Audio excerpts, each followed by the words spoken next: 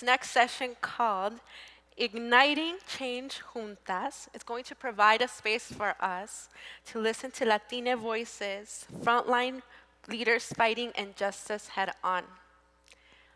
Do you know when change happens? It's when we all show up. Change is happening right now. And you are and can continue to be part of the change que necesitamos y simplemente somos. Us by existing, us by choosing to love ourselves, us by listening and upholding one another, we are igniting change. I'm excited to introduce our next speaker. Ella es the head of editorial content, Vogue, México and Latinoamérica. Le doy la bienvenida a Carla Martínez.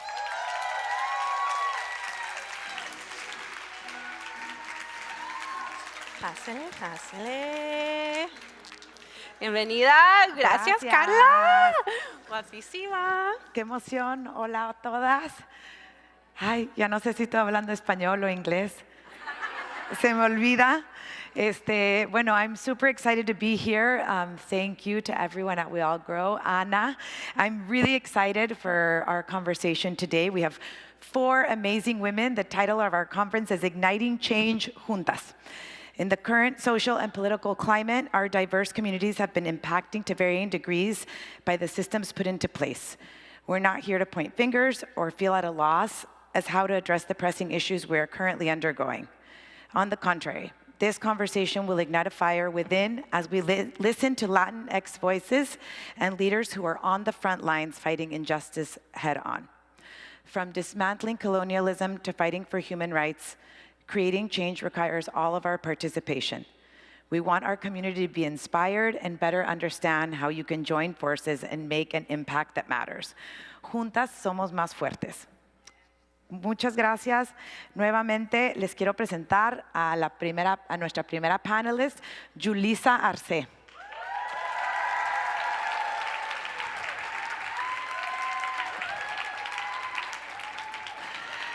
I don't think Julissa needs much introduction with this crowd, but she's a writer, activist, social change maker. The author of My Underground, American Dream, Someone Like Me, and most recently, You Sound Like a White Girl, the case for rejecting assimilation. Julissa, bienvenida. Muchas gracias. It's so good to see all of you and all the claps were coming from Beatriz Acevedo. I love you, Beatriz. Thank you so much for being here. I mean, I feel like we have 10 minutes. We could probably use a whole hour with you. We're going to start with our first question, which is, talk to us about your latest book, You Sound Like a White Girl, The Case for Rejecting Assimilation. You talk about the illusion of the American dream. Tell us a bit what catalyzed the realization that we need to embrace our culture and why you're sharing your story. Yeah. I think some of you guys were here when Patty Rodriguez was speaking about sort of looking at herself in the mirror and not loving what she saw back. And I had some of that very similar experience. And I used to think that if I could speak English, if I could learn how to speak English, if I could get a good education, if I could find a good job, if I could become successful, if I could do all of these things, then I could be sort of accepted in America. Maybe I could say that I am American without people questioning, without people asking, but where are you from, right? Or where are you really from? And I think, in very many ways I did assimilate, right? I rejected my culture, I rejected my heritage, and it came to a point where I realized that all of the success I wanted, all of the belonging that I wanted was actually right here, was actually within my culture, right? It was actually the people in my culture that were elevating me to all the spaces and all the heights that I wanted to go to. And so, the book really is, there's a lot of personal stories in the book, but one of the things that is woven throughout is history and really reclaiming our history, our heritage, our identity, and really embracing the parts of ourselves that for so long we have been forced to reject. reclaiming the pieces of ourselves that many times we are made to feel ashamed of, and really celebrating everything that makes us unique and everything that makes us who we are, and really celebrating and finding so much joy in those spaces, in spaces like these. Why is it important to talk about soul and spirituality when we talk about rejecting assimilation and loving our culture? Yeah, I mean, for me, I think it goes, I remember sort of reading this article recently about like even things like parenting, and how things like breastfeeding were like, that we could learn from white women how to care for our children. And one of the things was like breastfeeding. It was sort of like being very spiritual. And I was just sitting there sort of thinking, like, these are things that we have learned from our mothers, like forever, And I think that many times we're like forced to give up those things about ourselves, like healing practices that have, indigenous healing practices that have been lost through generations, like through assimilation, through colonization. And so much of that is taken from us. And I think, as someone who is very spiritual, thinking about how do I feed my soul? Right? And sort of that separation of our spirit through colonization, and how do we sort of heal those parts of our soul? Because it's not just like about what's out here, it's about what's in here, and it's about healing those things in here so that we can be the best versions of ourselves. Absolutely, and I feel like as Latinas, we always grow up with that sense of spirituality, but so oftentimes we're like, here in the US, you're made to reject it a bit. And if you think about like, when I used to go back to Mexico as a young girl, like there was always so much of that through whether it be prayer or in some other form, but it's really important. How has learning our history given you joy? So history has been a huge part. Learning the history of our people in this country has been life-changing for me. Not just learning, some of the terrible things that our people have been through, but I remember being in 7th grade and coming home and asking my dad, where were we? He was like, what do you mean? And I'm like, in history. Like, I'm learning all this US history, and it never talks about Mexicans. So, like, what were we doing? Like, were we here? And it wasn't until I was an adult that I sort of started to answer this question for myself, and learning about things like in Texas and California, 80% of schools were segregated by white schools and Mexican schools, and English being used as the pretense for why someone would be sent to the Mexican school, when later on courts found that it was actually a student's last name that determined where they went to school. Right? It was learning about things like lynchings of Mexicans along the Mexico-US border by the Texas Rangers. Sort of learning all this horrible history was one thing, and I got really angry when I learned these things. I remember when I was writing the book, my first draft just sounded really angry. It was just like I had to get all that anger out on the page. And part of me felt like, yeah, I am angry, and I want people to know that I'm angry, and I want them to get angry with me, but I don't want to stay in that anger. Right? Like I want to take that anger and make it into something, turn it into something positive. And then it was about learning about not just like I said, the horrible things that happened to us, but also how we resisted, how we survived. The heroes of, the Chicano movement that very few of us learn about. Learning about how these young women in Texas had to fight for the right to bear pom-poms. Because their school had a rule that only one of the 4 cheerleaders could be Mexican American in a school that was 85% Mexican American. Okay? And learning about what these women did, like they were able to organize and create really lasting change in their community, not just in their high school, and they were able to overturn that rule. They were able to then, run for homecoming king and queen, which they were not able to before. They were able to get Mexican food to be served in the cafeteria. They were able to get bilingual education, but also the school board and the city council within 2 years became majority Latino. That is incredible change, And I so wish that I had learned that when I was growing up. I wish that when I was a cheerleader, I had known that there were other Latinas who had to fight for my right to be a cheerleader And I never knew that. And now, meeting these women, because they're still here, meeting them and sort of being able to tell them in person how much their story has meant to me has brought me so much joy. That's such an amazing story and really unbelievable. Who are some of the people that inspire you or set an example of what is possible? I mean, I was the panel earlier, you know, everybody was saying like their mothers, and I think there's like a theme here of like our mothers inspire us. But it's true what Julissa Prado, mi tocaya, was saying about her mom sort of taking up space. Like that was my mom. You know, my mom didn't know how to speak English very well, but she was never embarrassed. Like she would use her hands, she would like point at things to make sure that she was understood. And she never felt ashamed about that. She kind of, I think, felt like she was doing what she needed to do. And I have taken so much inspiration from my mom, but also from, you know, from writers like Reina Grande, who have come before me, who have paved the way. Because even though, yes, there aren't a lot of Latina authors, there are some. And we should learn who they are, and we should support and honor the work that they have done so that we can be here today. Thank you. So we have 1 minutito left. There are many roles within activism and social justice movements. What do you see as your role? Sure. So I actually, can I take this a different direction? Because there was something I really wanted to say in a different question Yeah, of that course. we didn't get to, which was about how do you find joy, you know, in this crazy environment that we're in. And I had been thinking about that question, and in 43 seconds, I was talking to my therapist, and I think that joy, like all things joy, begin with therapy. Like that's step one. Like go to therapy, heal, you know, and then go from there.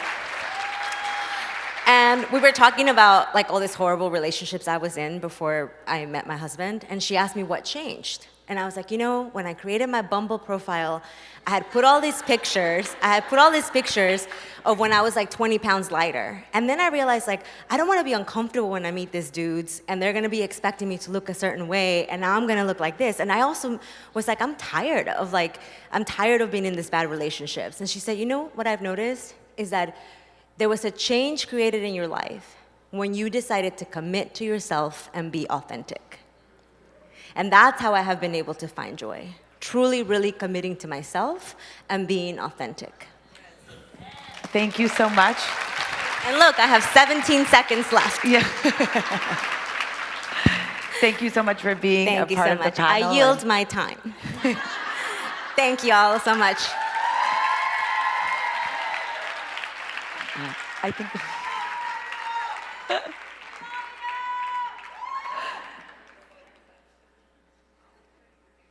Our next panelist is Silvia Vázquez Lavado.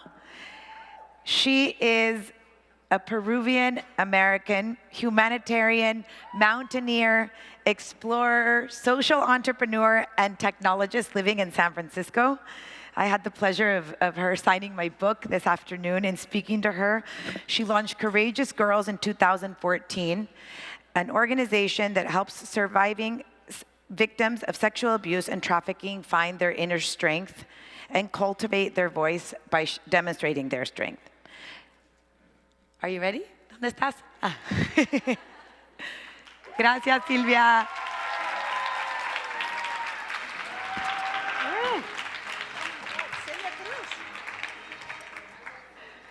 ¿Qué tal? Hi, hello, everybody.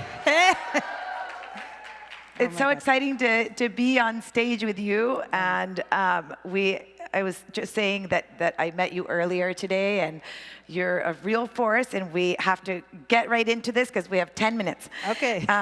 So Silvia, if you guys have not seen, was signing books outside. Tell us a little bit about nature and hiking, healing, and overcoming obstacles. Yes, thank you, Carla. And I think I want to connect this to what the focus was yesterday, but I'm a survivor of sexual abuse, and I had to go through that experience between ages to 6 to 10 years old.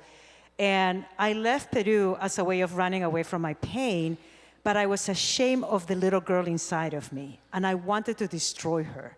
I became an alcoholic, and I used my addiction as a way to mask my pain. And it was until I had hit rock bottom And I did a powerful healing session of ayahuasca with my mother and father in Peru, in which the very first vision that I saw was my little girl on a corner. She was shivering. She just wanted to be acknowledged. And then I saw myself as an adult. And as we embraced each other, mountains opened up. And my little girl took my hand and pulled me into walking into mountains. And so I remember that was so profound and unexpected that I decided to put that into practice. And I took myself, I figured, well, if I need to bring this massive pain in my life, it only makes sense to bring it to the tallest mountain in the world. So I went to the base of Mount Everest, and I had no experience. I didn't know what to expect. I was just following my little girl. And on the second day, I came across the side of the Himalayas, and that changed my life.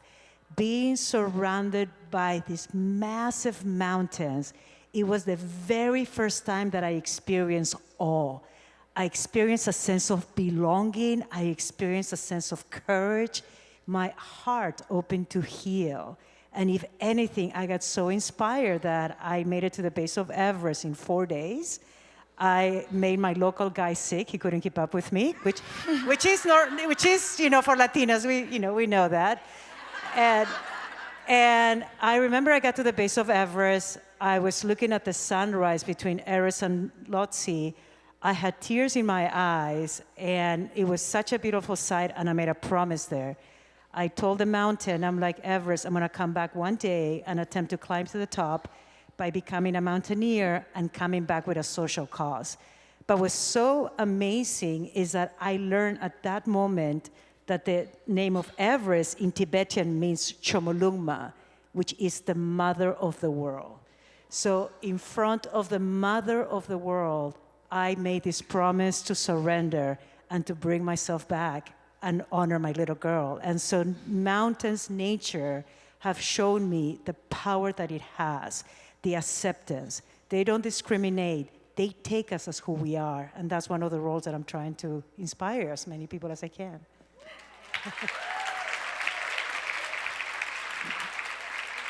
In 2014, you started Courageous Girls, your nonprofit. What's the impact that you have seen that it's had on young girls? It's been a gift. First of all, and that is part of what bringing my book out, In the Shadow of a Mountain, made it special, because it's the first time I'm bringing a group of survivors to the base of Everest.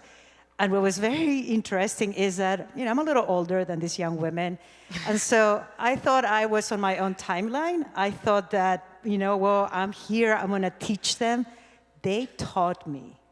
It was so powerful, and they taught me such a powerful lesson that, we, especially sometimes, for some of us who have been here a little longer, we get excited, we wanna be able to impact our wisdom. At times, our younger generation, many of them, they don't need to be empowered. They just want to be listened. They just want to be able to express their voice. And that has been so amazing to see. Definitely bringing this vision to reality, kind of being able to see how nature affects to them has been something that keeps moving me. And it just proven that it works. But the biggest joy, when you guys read the book, it is amazing because you can tell, I don't hold anything back, but you can tell as a controlling mother, I'm like, okay, this needs to happen, and they're not paying attention to me. And they teach me such a humble lesson. And then you see when the healing happens and the way that it happens and the strength, the sisterhood that forms is so powerful. And that's something that I think it's really inspiring for so many of us in nowadays. The younger generation doesn't need to be empowered. They just need to, they need people like us to open the doors. They need the resources. We need to facilitate them to them. They can, they have the strength within themselves. So it's one of these parts about how we commune together. Absolutely. You quit your job to write your memoir. Why was it important for you to tell this story? How does it feel that it will be on the big screen very soon? Yes. I tend to joke that I feel like I'm a gay Cinderella, but I'm a gay woman, so I'm not looking for the prince. I'm just hope the shoe can fit. It is a dream, and I wish I would have been able to bring this photo, and I know we were focusing on this yesterday. A todas ustedes, whatever you dream, it can become a reality. The trick, I would say, is for us to really trust that purpose, to trust that voice. For me, I didn't know if I would have another opportunity to share my story. I didn't know how far it was going to go. I was just grateful to be able to kind of reach out to people by sharing with them that they are not alone. For me, I had to really overcome my addiction. So I started getting sober, and I started working on a lot of self-compassion to myself. And I think that was actually the secret for me to feel that if I wanted to walk this talk, I needed to really be able to walk my own medicine. And so I felt that I needed to trust the journey. I needed to let go of the golden handcuffs. I just needed to really, I was living a life of purpose, and I think I surrendered to the universe. I knew that I had the opportunity to get to the top, of the mother of the world, and I knew she was going to keep guiding my path. And so for me, the only way that I could be just focused was to really take a chance and be able to bring the story as raw, as vulnerable, as honest, because this is a kind of story that I wish I would have read when I was struggling with so much shame and silence. And I'm so proud that it's having that effect right now. So. Was it in your wildest dreams that you would see it on the big screen? No, not at all. And actually, it's very funny, but I actually was working. I have another project in Peru as part of Courageous Girls. And I was in this remote village, and they actually had me as a guest of honor of like a very small carnival. And my agent kept calling me, and there was no electricity. And I'm like, that's rude. So after the 5th call, I'm like, I had to take it. And it's like around 7 o'clock, and there's no electricity. I can just hear the goats. And all of a sudden, she's like, oh my God, Selena's in. And I'm like, wait, who? I was so removed. So it's been very, very, very, very, it's been an amazing gift. I am incredibly grateful. I'm excited. I know it's going to be a long journey, but it is an honor to just have this. And I hope these can actually touch and hopefully inspire other women and young girls. Amazing. Thank you. Thank you. Really quick, who are some of the people that inspire you? Dolores Huerta. Can we give a round of applause to Dolores Huerta? I just got featured with her. I'm on the Hillary and Chelsea Clinton Gatsby show. So she's on episode 8. I'm on episode 5. I hope you guys can see it. Thank you. Thank you so much. Thank you, everybody. Everyone's running off stage. Our next guest is Genevieve Williams, international human rights and racial justice strategist, executive director of Afro Resistance, Mamá Extraordinaria, and lover of Black Joy. She is a Black and Latina human rights strategist, trainer, and organizer with a deep commitment to assist in everyday and powerful social movements for racial injustice and human rights. Welcome. Thank you very much. I don't know. Yes. I keep thinking that we need much more than 10 minutes with all of you, but we're going to try and get through this. What inspired you to start Afro Resistance? And what have you found are some of the most powerful tools to promote human rights, democracy, and racial justice throughout the Americas? Thank you very much for the question. What inspired me to start Afro Resistance, which is a 20-plus year organization, thank you very much, and you're gonna hear some stories from me that might make you uncomfortable. Some of you uncomfortable, and just sit with that, right? That's okay to be uncomfortable. But what made me start Afro Resistance, and it wasn't only me, I started with a few other folks, was that in this whole conversation around Latinidad, around migration, Black people were not included, and we're still not included. It's very limited, the information. So when we talk about Latinidad, when we talk about Latinos, Latines, there's a big exclusion of us. When we talk about public policy, right? So we can talk about it, and if it doesn't impact me, I don't care, to be honest. Kitchen table conversations that happen in everybody's houses around negritud, la negrita, la negra, el negro, I really don't care about it. But when it impacts me and my freedom, and where I move, what parks I can go to or not go to, by my own supposed people from Latin America that are also immigrants here, then I have an issue, right? Because now you're playing with my money, you're playing with my ability to parent, you're playing with my humanity. And that is at the core of why we started Afro-Resistance. Basta Ya is a real thing for us, right? So that was the main inspiration around it. And also, we don't only like fighting, right? Fighting is a big piece. But so many of us, and when I say us, I mean Black Latina women and people and families, we don't always feel that we belong in all spaces. And we can look around. We're usually like a little bit in most spaces that call for Latinos and Latinas. And we created a safe space where all of us can be free, where we can bring our full being able to be migrant, our stories from back home, because migration doesn't start when we come here. And racism doesn't start when we come here. I know people want to believe, oh, yo aprendí a ser racista aquí, en mi país no hay racismo. Eso es una mentira. Yeah, absolutely. The same racism that is in our home countries migrated here and became more powerful, right? So I hear a lot about, oh, what has happened to the Latino community, and I'm always like, girl, please. Because Latinos and Latinas, Latines cause a lot of damage to people that look like me. And that's an inspiration. I always say that in Mexico, sometimes we're our own worst enemies. And I think in Latin America, you can say that about as you said, in Latin America in general, no? I'm not going to generalize because, you know, what I just said, the concept of Latinidad doesn't always apply to everybody equally. Some people have more entryway into being Latinos.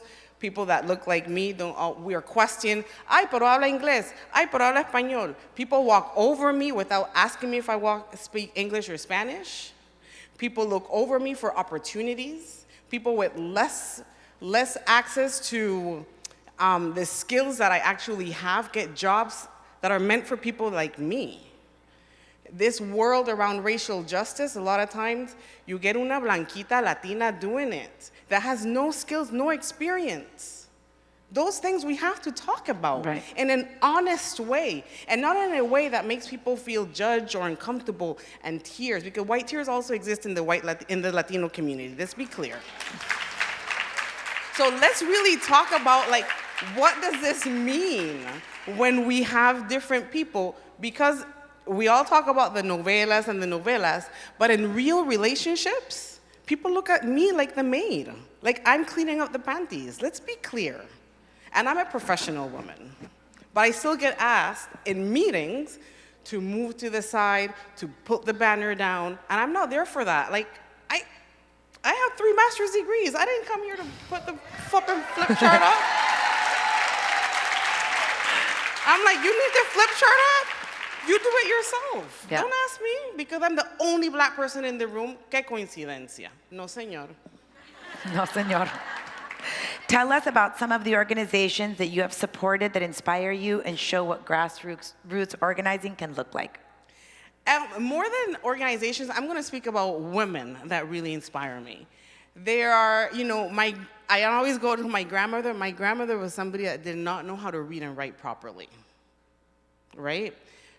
So many of those stories are real for us still. And now you have people like me that's writing a fucking book. So that right there is not only magic, but that is joy, that is happiness. So, and that has to be acknowledged, but we don't get the publishers, right?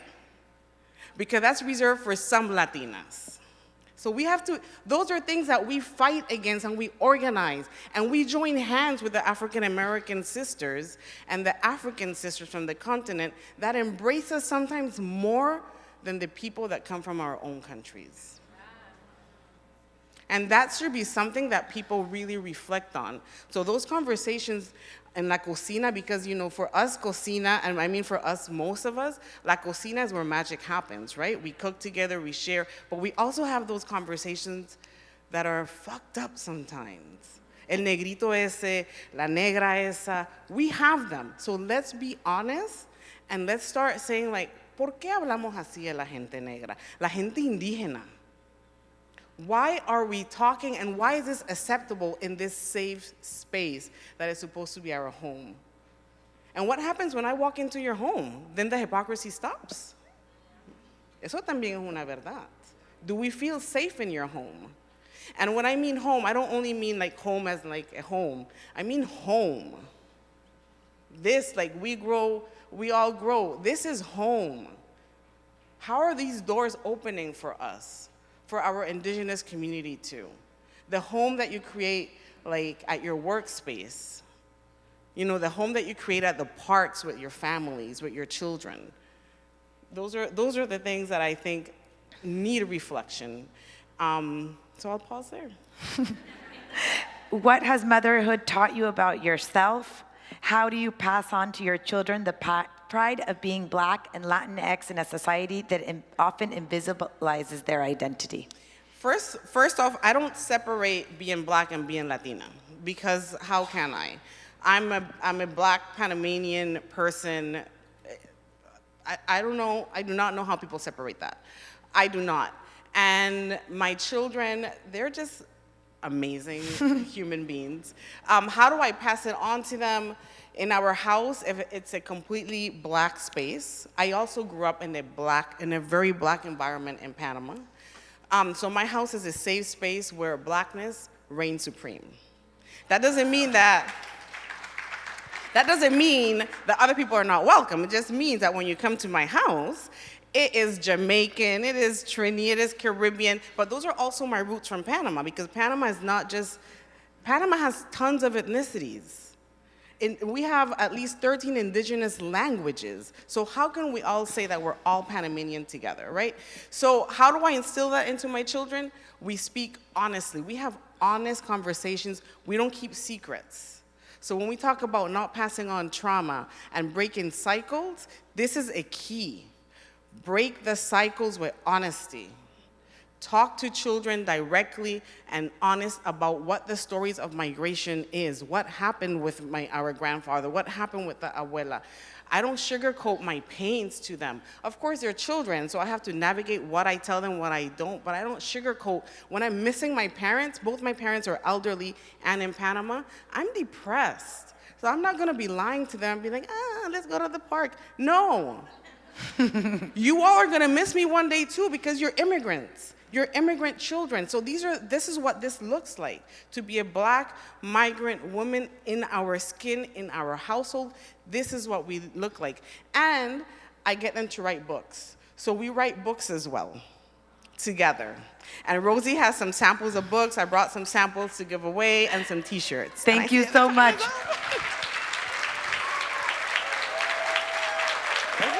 Thank you. I think they wanted to take a... I know, they're gonna yell.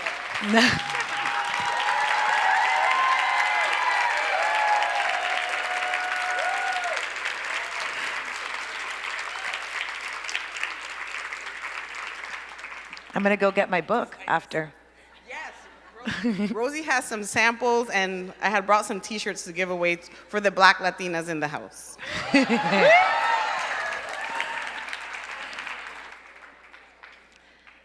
Our last speaker is Stephanie Nogueras, actor and founder of Pepita Projects.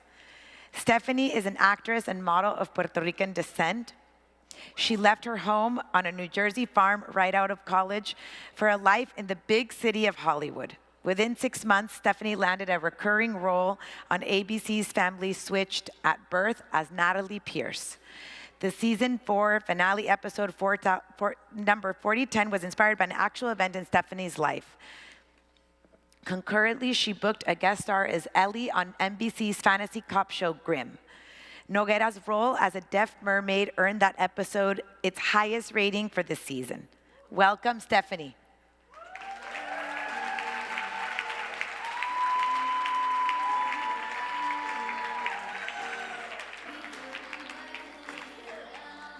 Hola.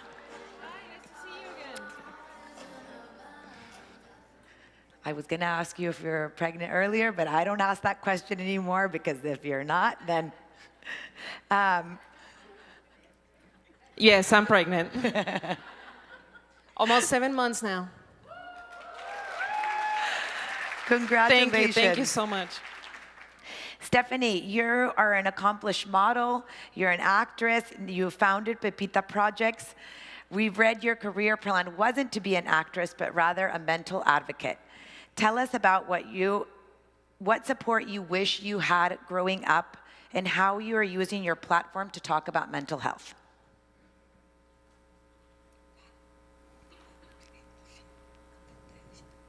Well, really, as you mentioned, it was never my plan to be an actress. I thought about maybe becoming a counselor first.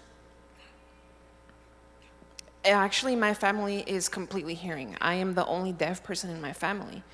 My first language was actually Spanish, and I depended greatly on the support from my parents because they were the ones that learned sign and then gave me access to communication and language acquisition. Also, emotional health has been extremely crucial for me. It has been a great blessing because had they not provided that for me, who knows where I would have been now. There are so many hearing parents with deaf children that don't sign, and there's no communication between parents and children. There's a lack of emotional support, resources, and that is just extremely crucial for the development of a child. Also, language deprivation is something that I noticed was a commonality. The self-esteem that was lacking in a lot of deaf children, the self-confidence. So I could only imagine what they had been going through growing up, something that luckily I did not experience because my parents did provide that platform for me, the access to language. And now that I have this platform, I want to make sure that awareness is spread to encourage parents to learn sign so that they can provide their children with the proper communication and language access for children, that they can have a better life and a better, just the overall better mental health. It is so crucial. It is so hard to find something like that, especially mental health services. For example, therapists, they don't know sign. They don't have hardly any idea of what deaf culture really is. So how do you find an interpreter for that? It's just so tough, and that's the support that I'm trying to provide right now. It really breaks my heart, but that's what I'm using my platform for, to raise awareness of what's really important. What has been the most satisfying about Pepita Productions and offering support to deaf youth?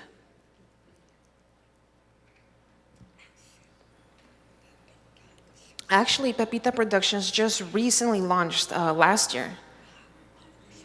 But before that, many, many years before that, I had already advocated, become a mentor for deaf children, especially for the Latin community.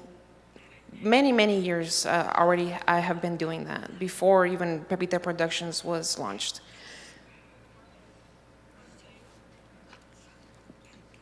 It officially did launch last year, and I was able to provide more support to people. But Pepita, the reason that I chose that word is that's actually my husband's nickname for me. You know, Pepita, it's a small but strong, mini but mighty, and that's definitely where that word originated. But the community, sometimes you think it is so small, but we're very unified and supportive of each other. It's a bond that is very hard to break. So Pepita Productions, that's where I got my idea from, and that's the platform that I'm using. It's a combination of the two. So it is a platform to be a mentor for children, for deaf youth, to give an opportunity for them to grow and thrive, to teach them about sign language, that you can communicate, you can have access. Your parents, they can communicate with you. That also will eliminate a lot of the worries that hearing parents have when they have deaf children. Sometimes they don't know what to do, so I help guide them through that. And it's such a huge joy for me to be able to do that, and to be able to help a deaf child find their identity. It gives me so much pride. See, if I can do it, you can do it. And that's the self-confidence that I want deaf children to have, and that's what really brings me joy. Thank you.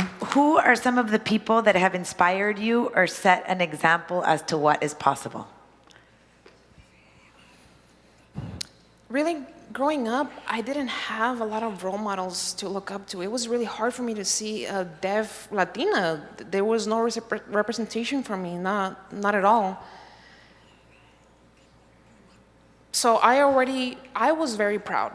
I was so proud of my Latin heritage, my family, my community. That was very easy for me. But for me to find my identity within the deaf community, it was a bit tough because, as I mentioned before, all my family was hearing. They were not very aware of the culture. So that is a journey that I took upon myself.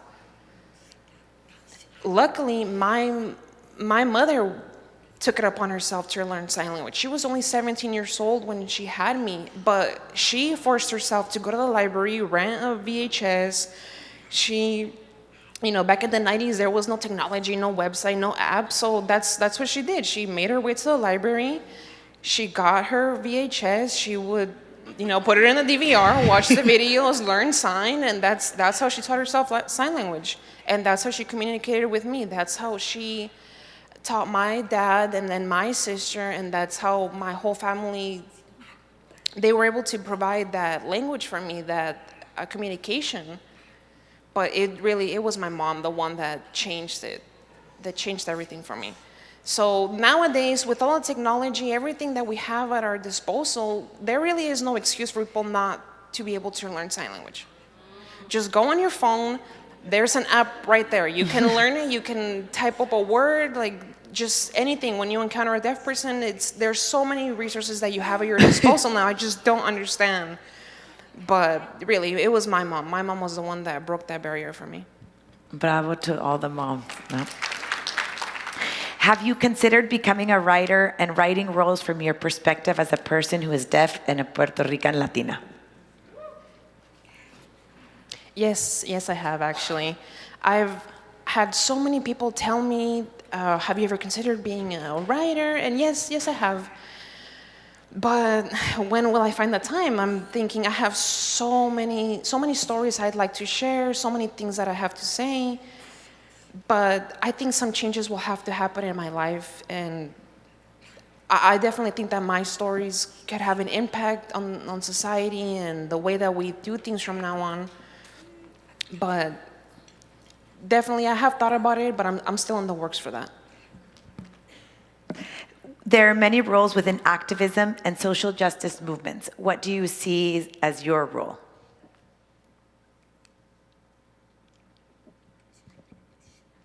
I'm sorry, can you repeat the question, please? There are many roles within activism and social justice movements. What do you see as your role?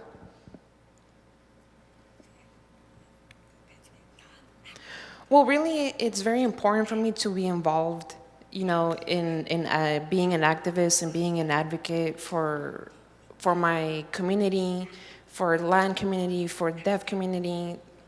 I mainly want to raise awareness for people that have no idea. Sometimes, as I mentioned, people hearing parents have deaf children. They don't know how to communicate. They don't know what resources they have. They think the only way is to learn to speech read. But I want them to know that they can thrive. They can do so many things, just like any hearing person.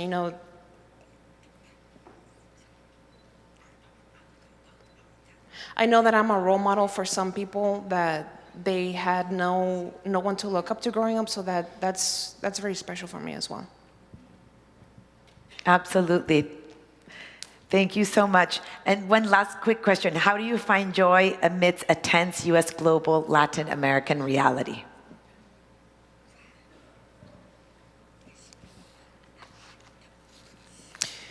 Well, that's very interesting because me, as a deaf person growing up, I've already been faced with many challenges and many struggles, so many barriers that I deal with on a day-to-day basis.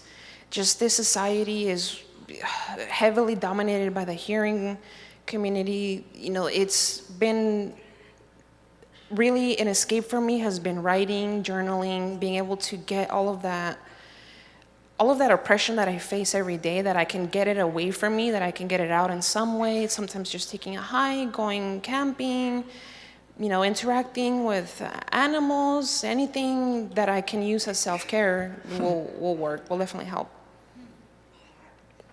But that's something, like I said, I've been dealing with my whole life growing up, so sometimes it's hard, but it's necessary for me to disconnect from the general hearing society, and I'll interact with other people with disabilities that face the same barriers every day to make sure that we are not invisible. We want society to know that the privileges that they have, we deserve them as well. We are faced with them, we're aware of that. But sometimes it's important to just take time, like I said, journaling, maybe painting, whatever can help, but it's just something that I've been dealing with all my life. Thank you so much. Your story is very inspiring, and as you said, it's amazing to have a role model like you to look up to for other deaf and Latina actresses. Thank you. Thank you. It was my pleasure being here. Thank you so much. I just want to teach you one sign real quick, if you guys don't mind. Is that okay? Yes. I noticed you have this banner back here. Do you guys want to learn how to sign that with me? Yeah. I'll sign it slow, I promise. We all grow. Right here. One more time, let's try it again. We all grow. And there it is. Thank you. Thank you so much for having me here.